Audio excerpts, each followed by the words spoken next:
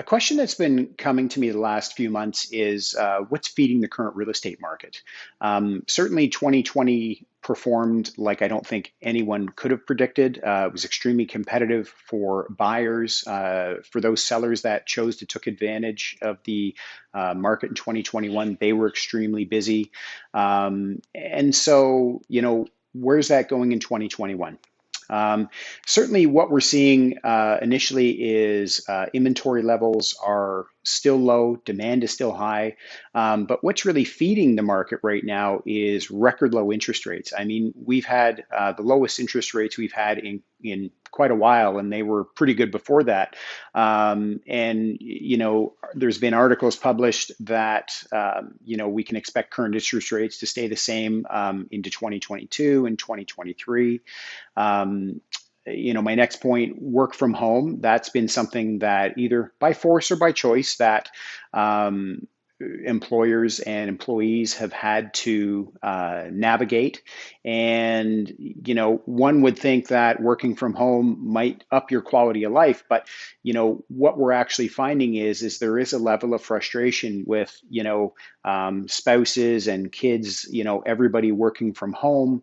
Everybody there is wanting a little bit more space. So there is that movement that we're seeing right now to people wanting more space in the yard, inside and outside the house. I mean, in 2020, we saw, beaches closed, trails closed, parks closed, regional forests closed. And so coming into 2021, there is that, movement where people are wanting a little bit more space inside the house and outside the house, especially with, again, kids being at home doing online school all day and, spouses being at home working all day.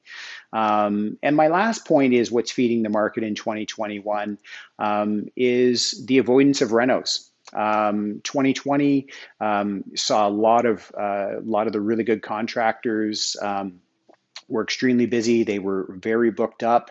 But also with that, it was finding materials. So just the basic materials, woods, drywalls, things like that, saw a real spike in demand, but also a spike in price as well.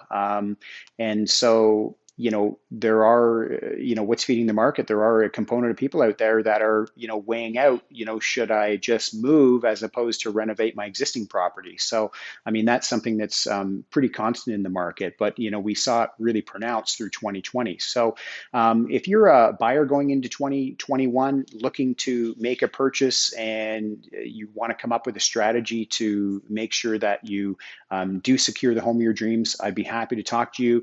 And as a seller, if you're looking to sell and you want to come up with a strategy to introduce your home to the most amount of buyers and get it sold for top dollar, I would love to connect with you. Feel free to shoot me a DM.